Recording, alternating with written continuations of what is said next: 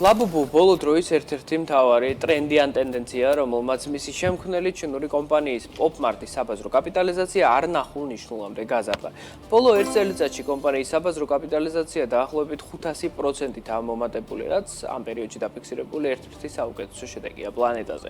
ეს სათამაშო უშნო ელფის ფორმისაა და ის დალუქულ ყუთებში იყიდება. ანუ ადამიანმა, რომელიც ლაბუბუს იყიდის, არ იცის თუ რომელი სათამაშო ამოუვა. კომპანიის შემოსავლის ზრდას ცხადია დიდწილად მათ შორის ეს ფაქტორის განსაზღვრავს. ჩინური პოპმარტის საბაზრო კაპიტალიზაცია დღეს 41 მილიარდ დოლარს აჭარბებს, ანუ ის მსოფლიოში 551 ყველაზე დიდი კომპანია. თავადაც კომპანია მაღაზიების ქსელს ფლობს და გამართულად ოპერირებს, მაგრამ საბაზრო კაპიტალიზაციის ეს მაჩვენებელი მაინც სპეკულაციურია და დიდწილად სწორედ ლაბუბუს ეფექტს უკავშირდება.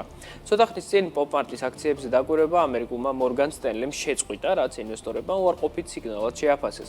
ასევე ცუდი იყო ინვესტორების რეაქცია ჩინეთის სახელმწიფო მედია საშუალება People's Daily-ის კრიტიკის მიმართ.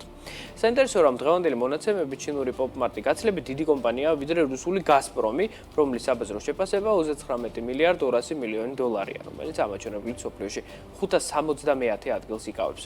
რუსულ ენერგეტიკულ გიგანტს ბოლო დროს საქმე საკმაოდ ცუდად აქვს, რაც განპირობებულია როგორც გლობალურად გაზის გაიაფებით, ასევე უამრავი სანქციით, რაც გაზპრომის კომერციულად ოპერირებას ფაქტობრივად წარმოუდგენელს ხდის.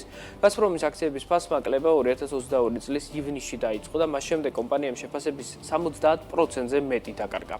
რუსული ენერგეტიკული გიგანტის გარდა პოპმარტის შეფასება ასევე აღემატება ისეთი კომპანიების მაჩვენებლებს, რომლებიც გაცილებით დიდი ისტორიის და უფრო დიდი გლობალური მოცვის მქონე ბრენდები არიან.